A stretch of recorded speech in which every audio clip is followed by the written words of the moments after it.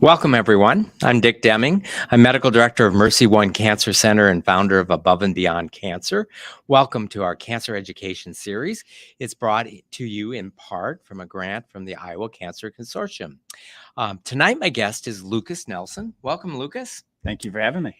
Lucas grew up in Indiana. He got his undergrad degree at James Madison University out in the DC area, Northern Virginia, and then got his law degree at Indiana University.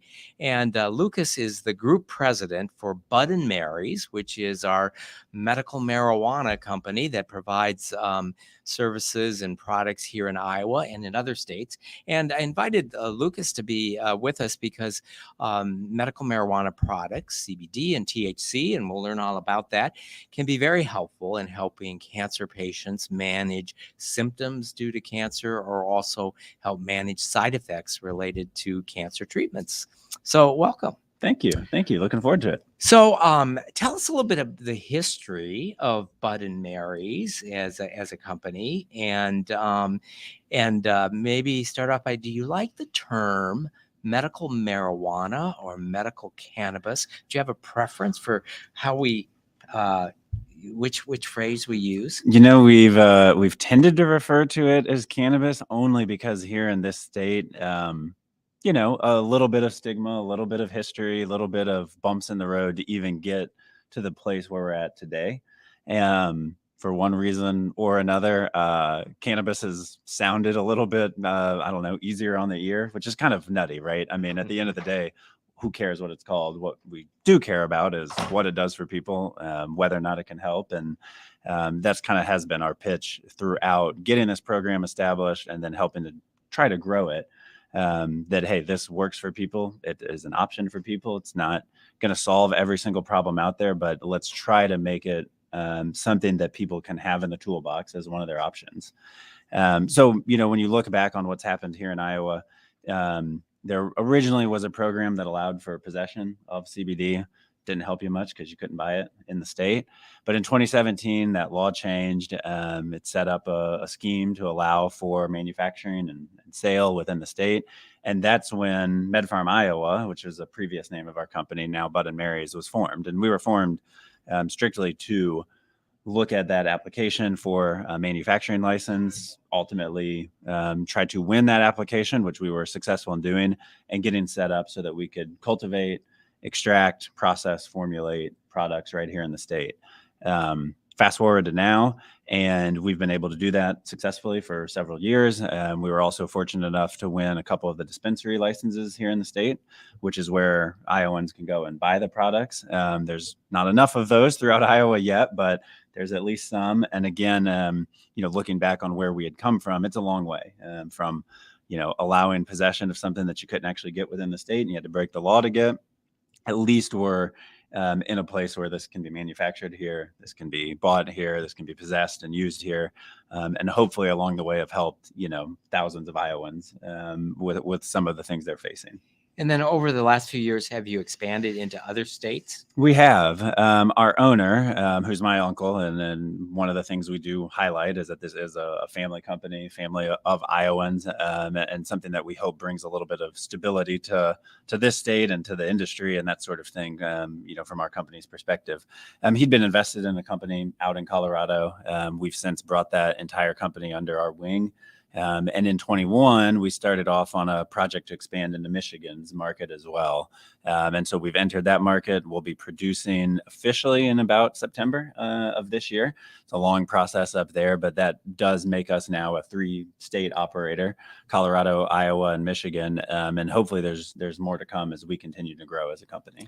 And the company that this came out of is a long track history of using agricultural products for various purposes. It is. It is. Our company is based on all the knowledge and expertise and scientific ability that Chemin Industries, which is a company that's founded by my grandparents and that has been in the Des Moines area since 1961 when he started it in a sheep barn that my great grandfather had allowed him to use. We've built on the knowledge that company has developed. I mean, it's a massive company now around the world, multiple manufacturing sites, 3,000 employees, all sorts of different business units that make up what Chemin does. But at bottom, a lot of their products are molecules extracted from a plant. And if you set aside some of the stigma, some of the, even back to cannabis versus marijuana, right? If you set some of that aside, what we're doing at Bottom Aries is extracting molecules from a plant, putting those into different formulations, and then helping people decide, hey, what does this do? What might it do? How can it help me? And that scientific part is something that we think we're good at, we're equipped for, we've got history doing it. And it allows us to know, at least as much as possible, what those molecules might do. And hopefully that leads to better, outcome, better experience for anyone who comes in our store. Well, and certainly as a physician, it gives me great comfort to know that this is a company that is scientifically based on extracting chemicals from plants. It's done in a very scientific method with clean instruments, and you know what you're dealing with. Absolutely. Obviously, when one is just going downtown to a street corner to acquire plant-derived products, there's a lot of risk involved. There is. Risk. Absolutely. And it's one of the reasons that, in part, this program was finally something the legislature put into place and Governor Branstad at the time signed. And why you've seen these thrive in other states is because there's that recognition of there's a lot of risks out there if you don't go about doing something in a regulated manner. And now that we have that here, we can build upon the fact that we can deliver products in a safe, efficient manner. Hopefully that just allows us to continue to grow what's already started. And in the world of medicine, the idea that we would extract chemicals from plants that have therapeutic benefit is not a foreign concept. Right. I mean, the history around so many medicines were based in plants. And one of the things we say, whether it's Bottom Aries or it's Chemin or it's any of our scientists, is that at the end of the day, nature will always make a more complex molecule than we can in a lab. And so, again, you set the stigma aside from the plant, there's all sorts of things that we think this plant might be able to do for the future. We've got a couple of molecules we can truly explore right now. Hopefully, there's a even larger future for being able to do so. But again, nature makes some pretty unbelievable things. And if we can harness that in a little bit to be able to help people get some relief from things they're facing, then that's a huge goal of what we're trying to do. Okay. So a little bit of background. So cannabis, that's either the genus or species name of the plant, right? Yeah, it's a big designation of lots of sorts of different ways these plants express themselves. And in fact, it can get confused with hemp, which is really just a way to describe some certain characteristics. Hemp is a man-made term for lack of a better term. But yes, it describes that entire plant family. Okay. And there are at least two different substances, chemicals that we'll talk about, and maybe you talked about, maybe you're also looking at some others, but the most frequently talked about are CBD and THC. Yes. And those are derived from the same plant. Correct. And do you use different varieties of the plant? Are there some plants that have a higher content of CBD versus THC? Do you use the same plants for extracting both, or do you grow different plants for the one product or the other? So we grow a variety of different strains, is what they tend to be called in this industry. We around our shop usually will say cultivars, and a little bit more scientific term, but we grow a variety, and we're constantly screening for new varieties as well. And the reason we do that is we're after two things. We're after solid content for THC or CBD. Those are those two target cannabinoids that we're after. We do want to see some of the other cannabinoids that are out there in our plants Unfortunately, there's not as much evidence and research around what they can do, so we can't make as strong a judgments as to how important those are or not. But we can do that about THC and CBD to a much greater extent. But the other thing that's, sometimes people don't think about that is a bit unique, is that we're also trying to develop plants that are easy to grow, easy for our cultivation team to be able to grow. Don't require excess water or nutrients, can grow under the indoor grow lights that, because of the regulatory scheme, still grow everything inside in Iowa. So we've got some limitations there, and we're constantly trying to make sure that we're getting good yields out of those so that we can continue to supply the market, but that we're also not, killing our cultivation staff for how much work they've got to do to get those things. So do you develop hybrids? We do. Okay. And at this point, just given the development of these plants, most of them are hybrids that have been breeded and changed over the course of a couple thousand years. I mean, you step back, cannabis has been around for 2,000 or more years. And so there's all sorts of different genetic varieties that are out there, oftentimes crossed, and kind of don't know what you're going to get until you've run them through tons of different cycles. Okay. So you grow the plants and then you harvest them. Correct. And then you extract yes the active cannabinoids. Yep. Maybe just for those who don't know, to distinguish the difference between or compare and contrast the CBD versus the THC. Sure. So two of the target compounds in all of our products and really make up the base for what we're doing. THC is going to be the one that people are probably most familiar with. It does have psychoactive properties. It can get the high that, people associate with cannabis or marijuana. But it's also the one that has those pain relieving properties as well. And so what we typically find, and as a shortcut, what we'll often tell people is that if you're experiencing full body pain, if you're, some folks that we see every day that are dealing with pain from cancer treatments and that sorts of things fall into this category for sure. That THC is going to be the molecule that often is the one that helps you the most as far as blocking some of that pain and helping you to deal with some of those symptoms. On the other hand, CBD, not going to have those psychoactive properties. We often, again, as shorthand, will refer to that one as the one that helps cut down on inflammation. Both of them can work in tandem with each other, though, because sometimes, depending on the condition, a lot of that pain is caused by, in part, inflammation. So if we can knock down that inflammation using CBD, and then we can come with a little THC too to help with that pain, that is often for a lot of our folks where they'll start. So a little bit of a balance between the two. It also helps from the standpoint of, hey, I don't know what that psychoactive may or may not do. For us, we look at it as a side effect. We're not trying to go after that for our patients. And that CBD can help balance that out too. The products that we offer that have those higher THC contents with the lower CBD often can have, until you or have more experience with it, often can give you some of that fogginess in your head. And if that's not something you're looking for, of course, we can pair that with CBD to kind of balance that back out. Okay. Let's talk a little bit about the process here in Iowa. So it is, relatively new in the state of Iowa.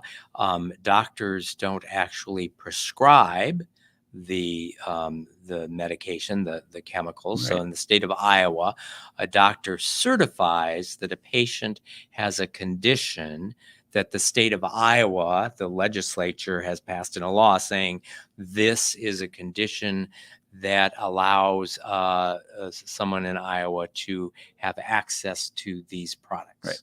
Right. So typically when I see a patient and I'm going through the symptoms they're having, either the symptoms of their cancer or the side effects they're having from their cancer treatment, be it nausea or fatigue or peripheral neuropathy, we'll talk about how we might manage these. And if I say, well, one way of managing your pain or the side effects of the medications would be CBD or THC, I can then certify that the patient is a cancer patient, which is one of the conditions. I sort of know the other ones, but probably not as well as you. And the only ones that I'm certifying is the cancer. Sure. What are the other conditions besides cancer that the state says allows one to have this product? Yeah. So the one we see the most is chronic pain. It's the name of it. That one encompasses anything, right, that might cause you chronic pain. We've seen providers in this state certify your typical sort of physical pain that may have been caused by accidents or injuries or you name it, the source. But we've also got people, providers who have certified because the mental pain that someone might be going through, or mental condition that someone might be going through, causes pain for that person as well. And that's been a change in the law where we moved from this intractable pain that had this kind of wild definition to chronic pain, which is much simpler to say, does this person in front of me as a provider, does this person in front of me have chronic pain? Yes or no? Then that person qualifies. PTSD has also been added in the last couple of years. We also see a variety of MS patients and cancer. Those are usually the four that most people slot into. And I think especially with chronic pain being easy to understand as a condition, we see a lot of people that might have a otherwise diagnosable condition. For instance, fibromyalgia comes to mind. A lot of folks facing that are actually certified under chronic pain. Mm-hmm. What the state has done, I think probably rightly so, is let's not get into the business of trying to name every single condition out there. We know there are hundreds, thousands that exist, and instead shoehorning a little bit, leaving it up to the patient and the provider to say, does this cause whatever it might be, cause chronic pain? If it does, that qualifies you. So we see about 75% or so of the program in under chronic pain, even though that might actually be from a specific condition. Gotcha. And so the process is that then I would sign the form. There's a form, the State of Iowa form, that I certify that this patient does have the condition. And then the patient then proceeds with the form that I've signed. And what do they do with that form? Yeah, so the Department of Public Health has really improved and streamlined this process in the last couple of years. They've made it such now that take that form from you or from any provider that's done the certification, and you can log on to their website, fill out your information, identifying information, that sort of thing, and then upload the provider form, pay your fee, and boom, you're good to go. Now you can actually, if you do that online application from your phone, you can take a photo right there with your phone's camera of your ID to verify who you are and that you are an Iowa resident. Take a picture of the form from you that's been signed or from the provider that's been signed, upload that. Boom, boom, that part's pretty quick and easy to get done. From there, the state's actually even revised further. You used to get a physical card in the mail a couple weeks after getting your paperwork filled out and you getting approved. Now they simply note you in a database that we have access to, that we can log in and see that you are a registered patient. People already have to bring a photo ID with them. That's a requirement that the state has, but we can look you up with that photo ID, know that you're an approved patient, and make it pretty simple on you. And in your experience, how long does it take from the time the patient uploads everything until the state approves them? IDPH probably wouldn't love me saying this because I don't want to put excess pressure on it, but I mean, we've seen people get approved in 48 hours, 24 at times, if they just don't happen to have as many applications coming in. It's probably worth noting too, IDPH is really doing the check to make sure you filled everything out. The person signing as the provider is a legitimate Iowa licensed provider, and that you've paid your fee. It's not them sitting there saying, this person is or isn't deserving, does or doesn't have this condition. They're leaving that really up to the provider to be the double check, the security there. So once they get that in, it's as quick as they can process them. And again, we're seeing usually a couple of days max. Yeah. So, and compare that to when the program first got started, like you had to mail it or take the completed form to the state, and then you had to go to the Department of Transportation, to the driver's license place, because they were the only people who could make a card. Correct. And so you had to go get in line at driver's license, which everyone loves doing, right? And that whole process required a lot of rigmarole. Yes. And so it's been very, very much streamlined. It has. So, I mean, we're from 2 weeks at times, 3 weeks for people, to a couple days. Okay. So again, I said in the state of Iowa, as a doctor, I do not prescribe the medication. I certify that the patient is in the category that the state of Iowa says they can have the medicine. So now the patient shows up at one of your dispensaries. What's the process by which someone decides what product do they walk away with? It's really a consultative process with our patient consultant team. We've got several of them in our store. And the idea is you come in, we've got an intake form that we asked to be filled out, gives a little bit of background into what you've been dealing with, what's going on with you, what are you seeking to get relief from, a little bit of history about any medication you might be on. There are some interactions that we want to keep an eye out for. There's not a ton that's out there documented in evidence, but there are a few. And so we ask our patients to fill that out as a start. And then from there, sit down with them, go through, try to understand what they're dealing with. Again, have that one-on-one conversation, take you through the product line, give you a little info on CBD and THC if it's not something you're familiar with from before, ultimately make a recommendation.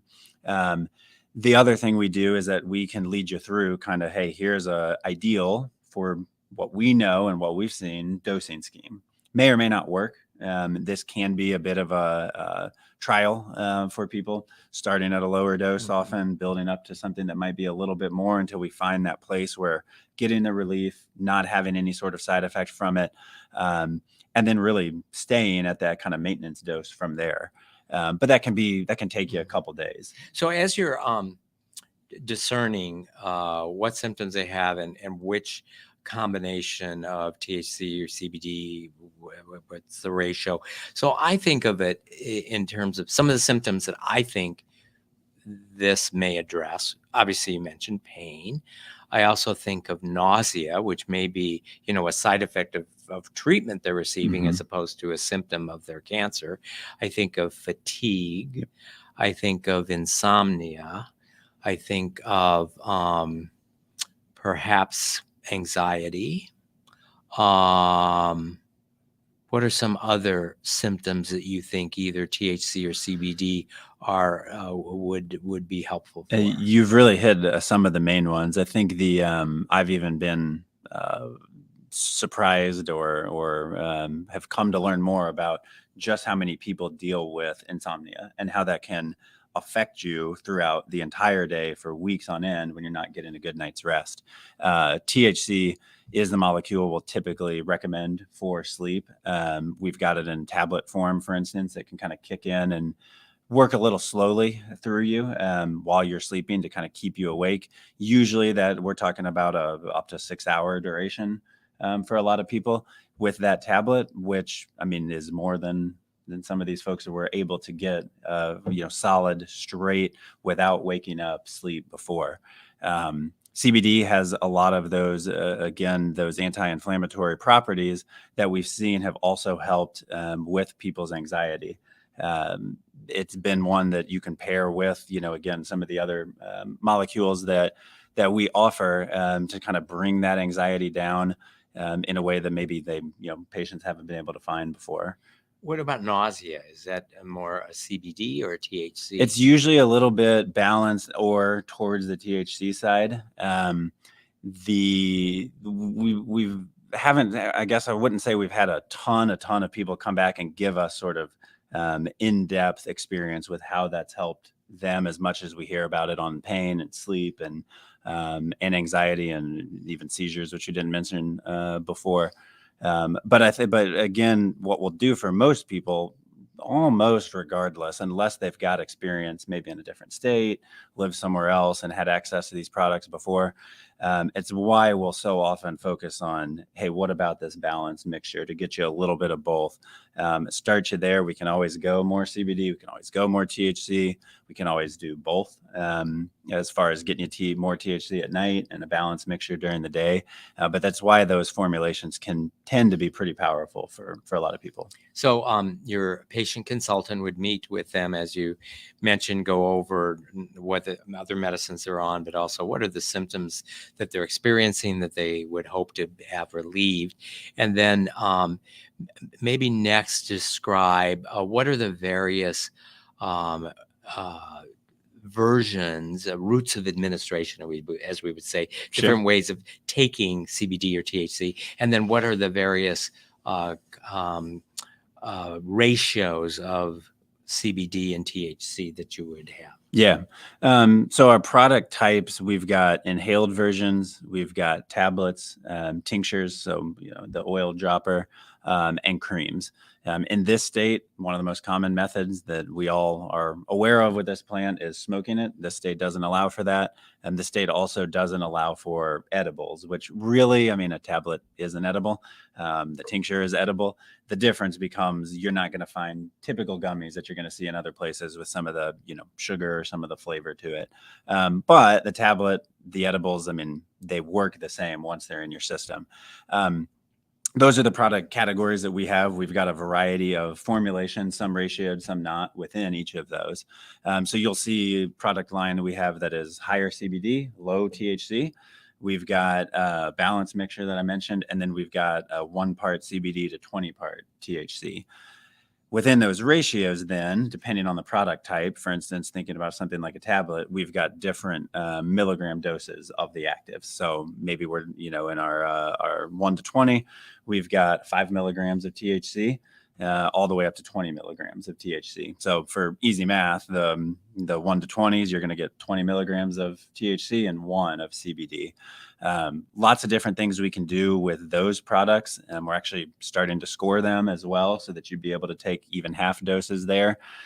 With something like tincture that comes again in a liquid form, it's very, very easy. We can get you down to the drop of what CBD and THC might be in there versus we can tell you obviously what the entire bottle is and how much might be there. It gives you a lot more flexibility to kind of dial in that dose. The other reason for these different product lines too is that something that's inhaled, like some of our vaporization products, those are going to work much quicker. I mean, you're going to start getting relief in minutes usually. It's not going to last as long as might probably be obvious, but because it's absorbed through your lungs, you're going to get that relief a lot quicker. Something like the tablet, like I mentioned, that's what we'll use maybe for an overnight type of situation where we want someone to be able to have a better chance to stay asleep all night. Slower release, takes you a while to get it through your system to process it, but will last a lot longer. And what would the creams be used for? So the creams we really target for people who are, having pain from arthritis, maybe. Again, very shorthand is what we'll typically say is if you can point to it and it hurts, that's going to be an option for you. If it hurts everywhere, the cream isn't going to do much for you, unfortunately. And do you think that the way it works, so, okay, my elbow hurts, I'm going to rub the cream. Do you think it's a direct effect or does it get also into the bloodstream and have a systemic effect? So ours are not quite transdermal. So I don't think it gets into the blood, which is, we don't expect it to from the way we formulate it. So that's why it is that more localized experience. That's why you might not get that full body relief from it. But again, that is how it's targeted. We've looked at potentially bringing on a transdermal cream, but for the most part, our other delivery methods are usually a little bit more efficient than what that cream would be. And so again, that's why we'll say, hey, if you can point to it and it's targeted there, again, usually something that arthritis has had some luck with. Certainly if you've just had an injury or something where you've got some inflammation going on from that prior injury, that can be another solution for you. Okay, so I'm a cancer patient. I've got some pain that's related to some cancer I have in the bones, and I've got some nausea related to my chemotherapy treatments, and I have some insomnia from the worry I have over what I'm going through. I just had a session with your patient consultant. We've decided on it. How much is that going to cost me, and how do I pay you? And can I just keep coming back every day, once a month? How much do you give me?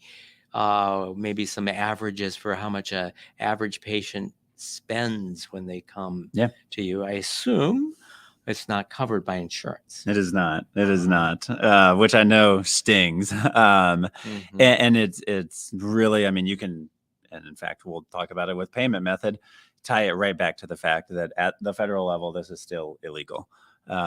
What that means is that it is not covered by insurance. And what that also means is that predominantly our patients pay in cash.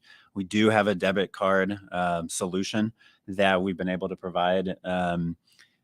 It has a fee attached to it, unfortunately, and kind of works almost like an ATM for lack of better description. Most people will come in with cash, and it's not just us. I mean, this is a problem throughout the industry, recreational, medical, whatever state you're in, you're paying in cash by and large. Insurance not covering it in any state either. So, talk about an action item that we'd love to see change. That's something that would make a huge difference. The bulk of our patients are coming in once, maybe twice a month. We can see it right there in the numbers that for the most part, a lot of people are buying a month's supply, maybe a little bit longer, again, pending where they live. Iowa only having 5 dispensaries means that we are serving people from a little bit further away than just Des Moines or, just the surrounding metro. And so they're buying a little bit more. Our average is probably around 110 that someone's spending.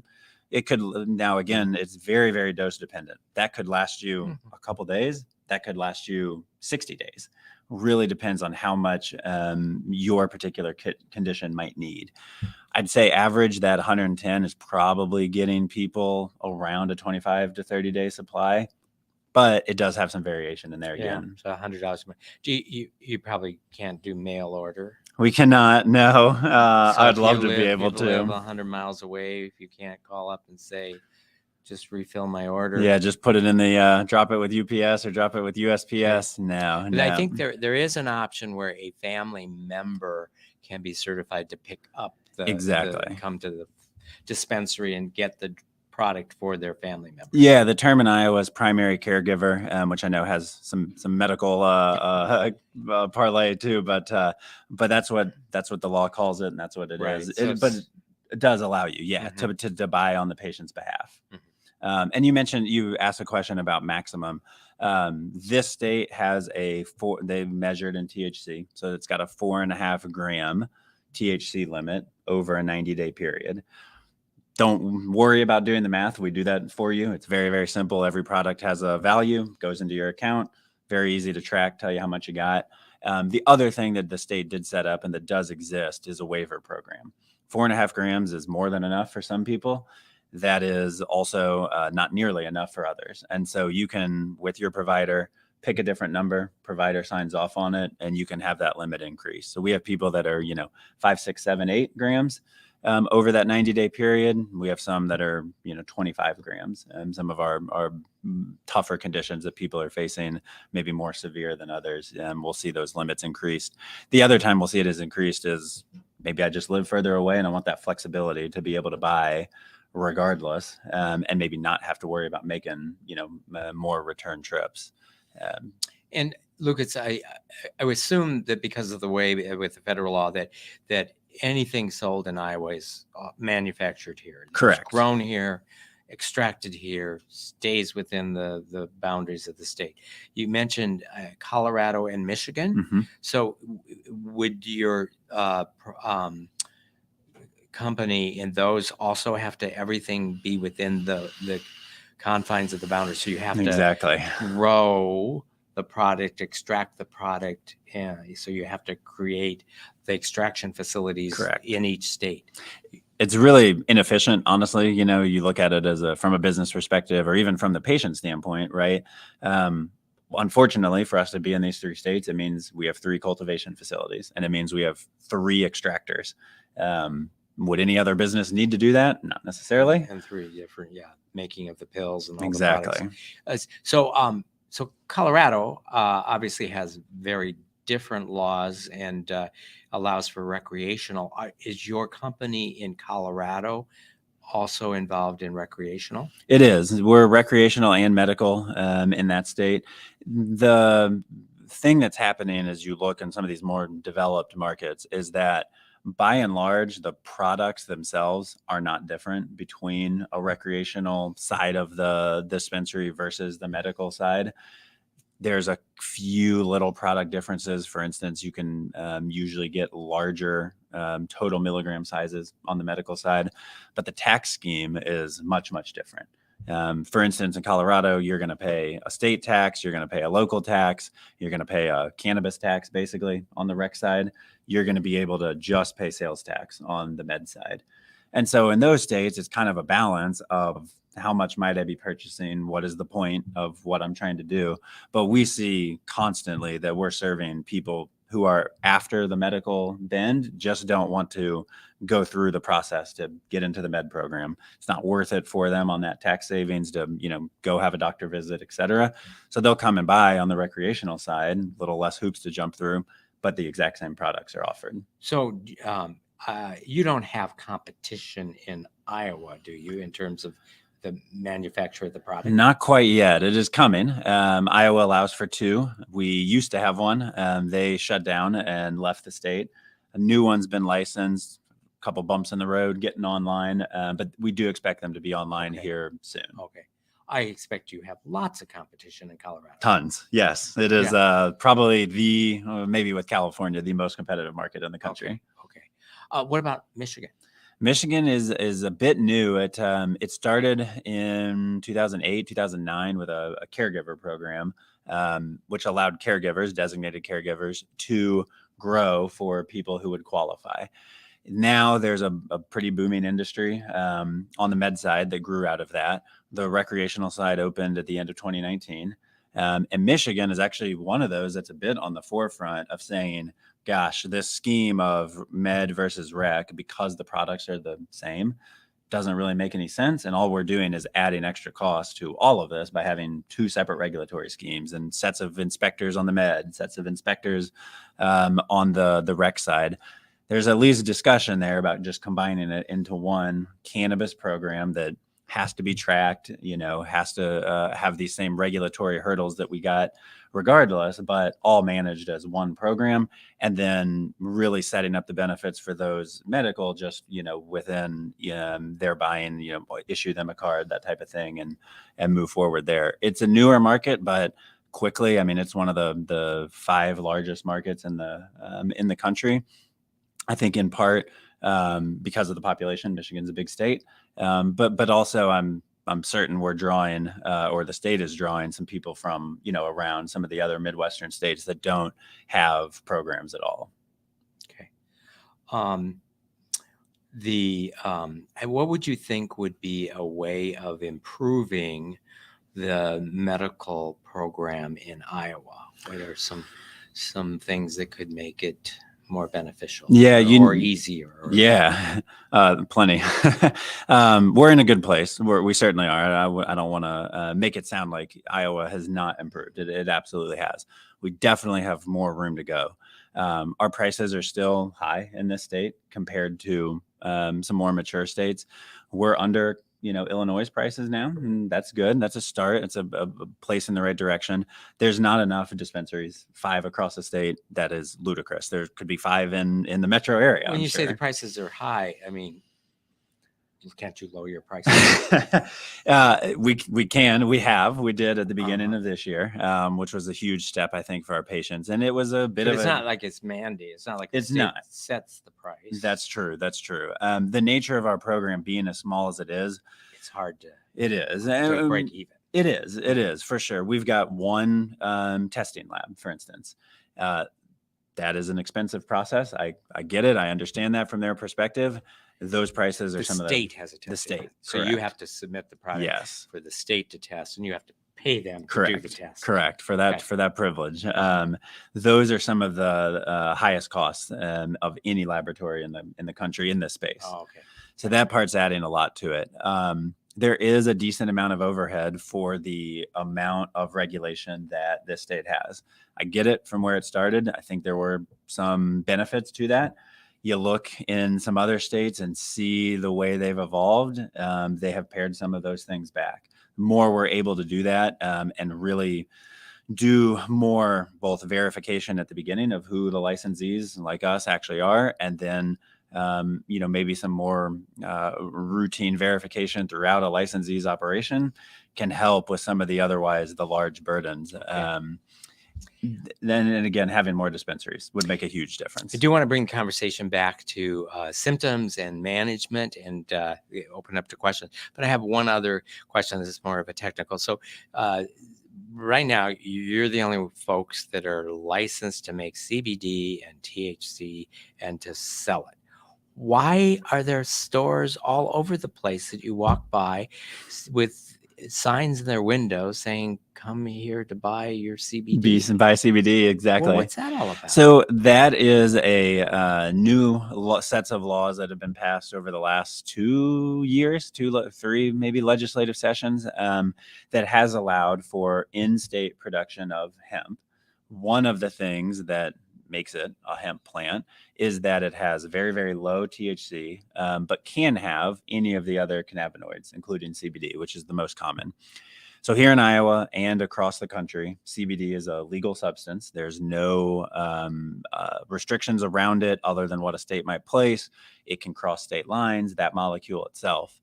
And so what that's allowed to have happen here is that if you follow the state's process for either growing or for distributing CBD products, and there's a whole set of hemp laws for growing that the Department of Ag, that IDALS looks out over and inspects and is responsible for overseeing. And then the Department of Inspections and Appeals is responsible for distribution of formulated products somewhere else. So for instance, in our store, we started, because again, we can't have gummies. We worked with a company that grows hemp in Wisconsin, that we've thoroughly vetted, and have some of their gummies on the shelf. Now they're just CBD, but they go through an extensive testing. And they can cross the state line. They can legally, and anyone, not just patients in Iowa. Can it be a high concentration of that? Of CBD, it can, but not of THC. So it would seem that if all you needed was CBD, other than the fact that you don't know, going into a store down on Court Avenue, you don't know where that really came from. Correct. Perhaps, I don't know. I don't want to disparage anybody based on where they're located, but that if you knew that this was really CBD, and they're probably a lot cheaper to just buy CBD from. It is, and those products of ours are honestly at a lower price point because they don't have some of those other. Because if it's CBD, it should act the same regardless of whether it came from hemp or from. Correct. It's the same molecule. At the end of the day. Same molecule. Exactly. Okay. And one of the reasons we decided to bring those in to our shop and offer them to patients and non-patients alike, one, obviously it's legal, but two is because we hope that, all right, if that's something that you're after, we can make this available, but you're still getting the benefit of our staff and that discussion because we're happy to go through that with you. And you vetted the manufacturer. Yes. And that's, tie it all the way back to a big business like Chemin being able to help us on the backside of things. They've verified vendors for decades, and we can copy that process. So someone without a medical card can go to Bud and Mary's and buy CBD gummies. Correct. Okay. I want to get back to medical cannabis for the use. I'm a cancer doctor, and that's kind of how my interest got involved. So let's open it up to some questions. We've got lots of cancer survivors here in the room, and we've got some online. So let's open up to questions. Okay, let's start. Kevin, you get to go first. Your hand is first. Kevin, and then we'll go to Rick next. What kind of experience have you had treating fatigue? Fatigue. I think if fatigue is being caused by not being able to sleep, I would say pretty tremendous success there. Because again, those molecules really make a difference in keeping you asleep overnight, getting that full rest, getting your body recovered. And depending on what that fatigue is caused by, I think we would be able to offer a pretty good solution. Typically, again, down that THC route for something that we want to keep you asleep with.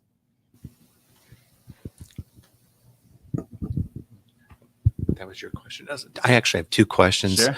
I know when I see my oncologist, she's always wanting to know if I'm on any supplements and keep her informed.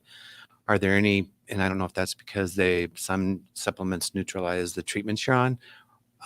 Is there any concern in regards to that with your products? So, folks that have compromised livers is something that we do usually try to ask about. That is because, especially what we've seen is that folks trying to process larger amounts of CBD, that can have some interactions that aren't great for people, that result in not the best outcomes. So we'll usually ask for that. There are some prescription drugs. Warfarin is one that I think reacts poorly with almost everything, it appears. Yeah. But that's one that we ask for, specifically about. Otherwise, supplements themselves, as opposed to prescriptions, nothing that we have encountered in the couple years, 4 years now that we've been operating, and certainly nothing that we've seen strong evidence for being absolutely got to stay away from.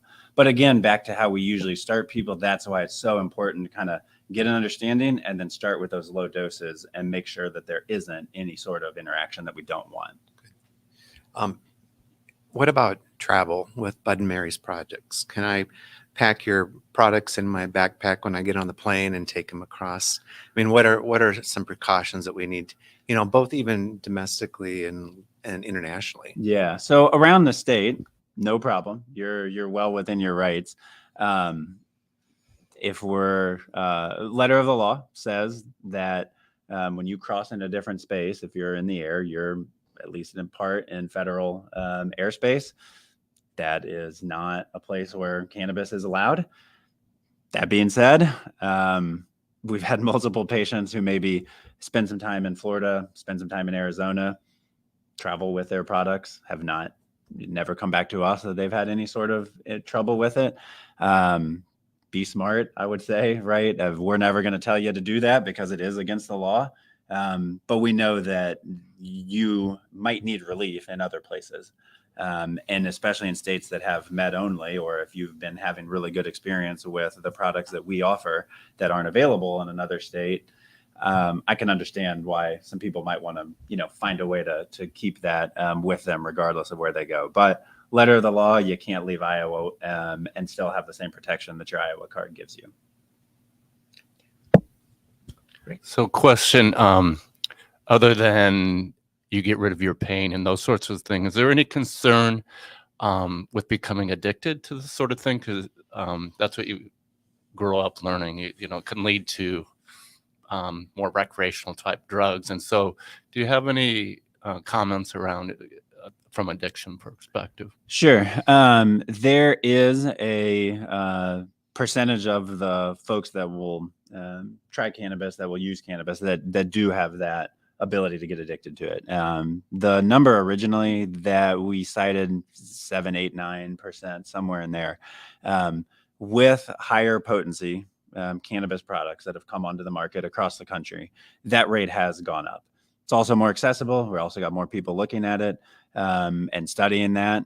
So whether or not that percentage maybe was always a little bit lower and is now just kind of catching up to the fact that we have a much larger population size that we can kind of look at, it's hard to say. I don't know for certain, but that is an absolute possibility. Now, are there ways for us again to manage around that? There are.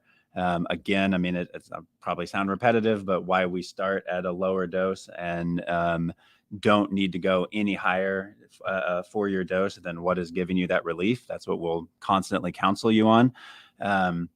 That gives us our best ability to control that. However, there will be people that do have that little bit higher propensity to potentially see some of that, those addiction scenarios. And when you say addiction, are you talking about to the point of having physical symptoms on withdrawal, or that they just become habitual users? It seems in our experience that it's really that second one.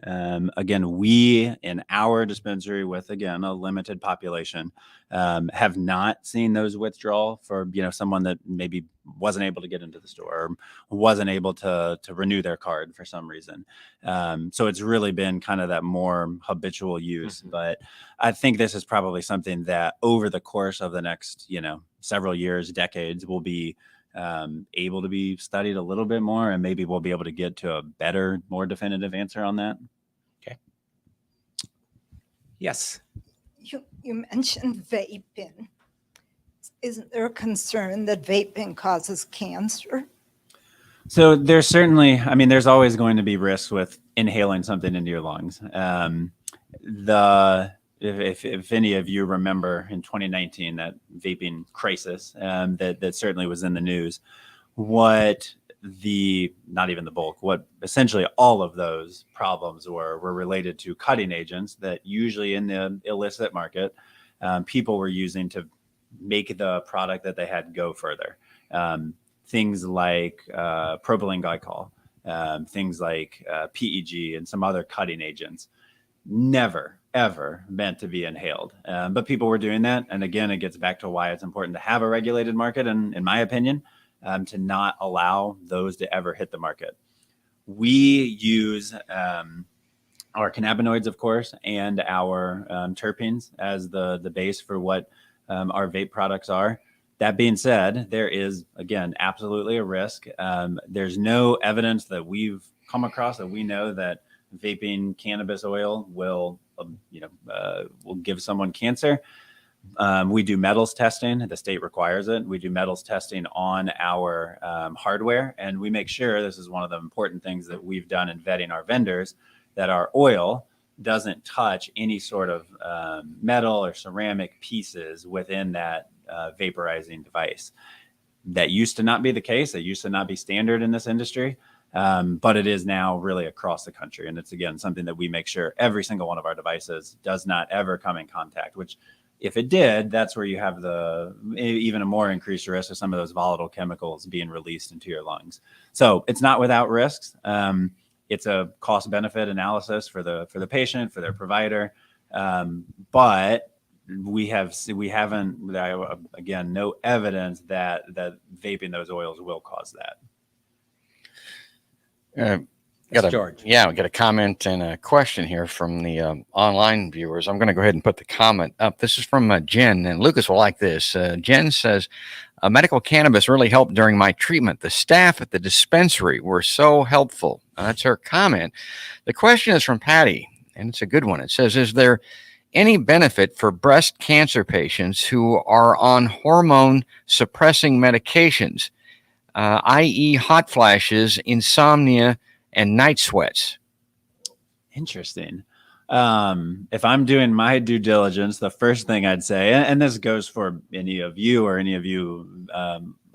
online or that do view this, absolutely use our dispensary as a resource. Great to hear that at least someone, hopefully there's a lot more, have had good experiences there.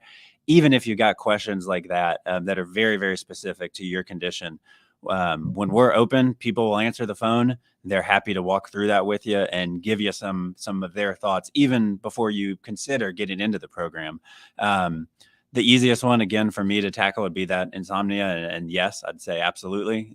Medical cannabis will have benefits for that, or at least you've got the potential to have benefits for that. I won't guarantee it for any person. The others, not something that I probably can speak to well enough to give you a definitive answer.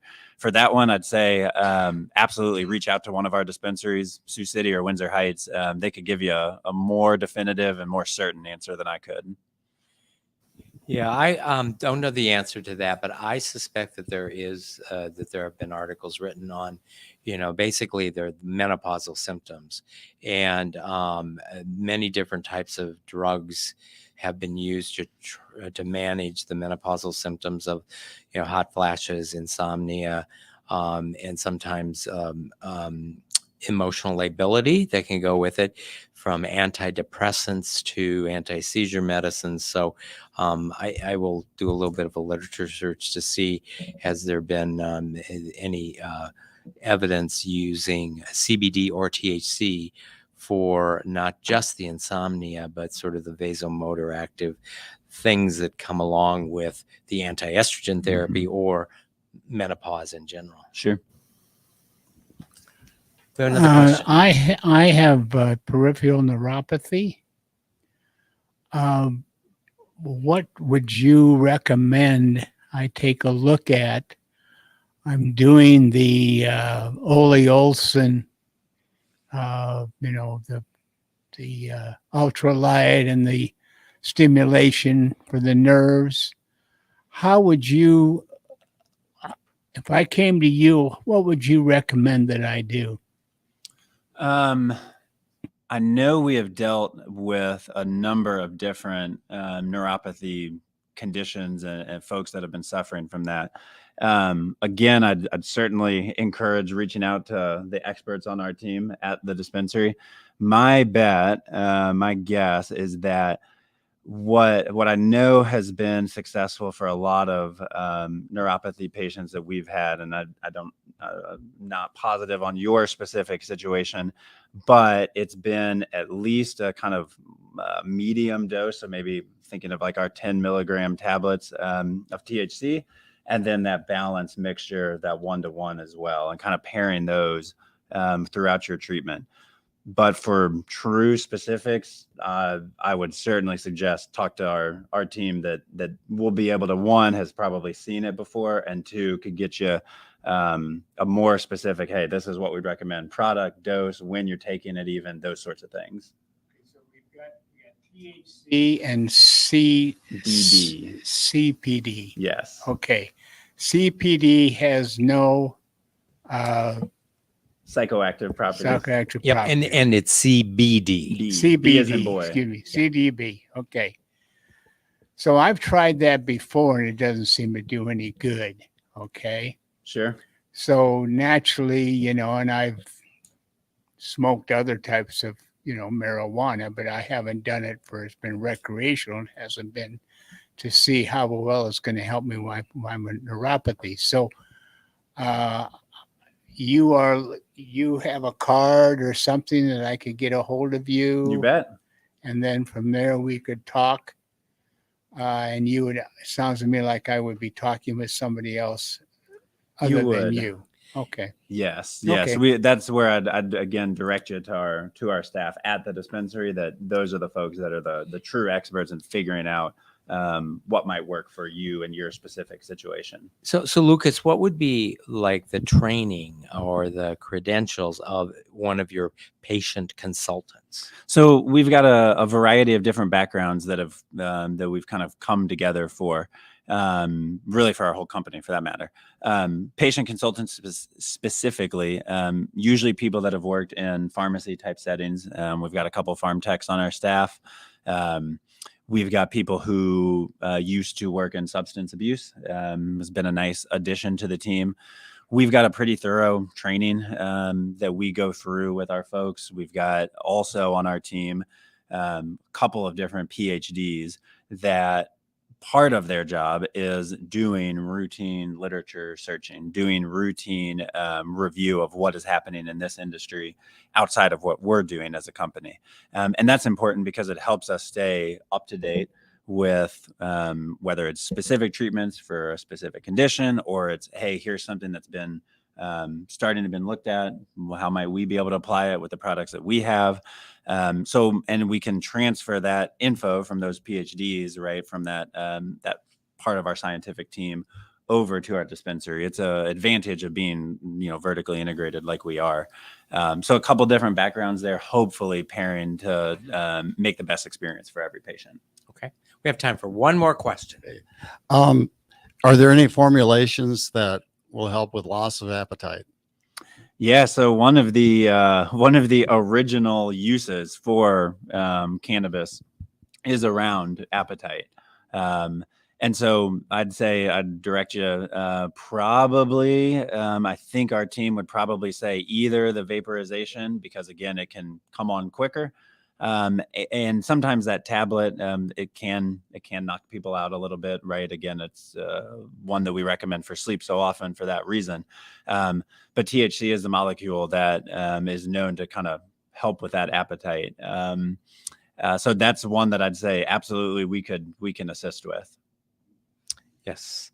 How do you say munchies? Exactly. Stereotype comes from somewhere, So great. Well, Lucas, thanks so much for being our guest tonight. Thanks everybody for attending. If you know someone who would benefit by listening to this, this program will be on the Above and Beyond Cancer YouTube channel tomorrow, so you can watch it on demand. It'll also be available on the Mercy One Cancer Center website. So thanks for joining us, and please join us again next week. Bye, everybody. Great. That was great. Yeah, Thank very you. good. Yeah. Awesome. Yeah. I enjoyed it. So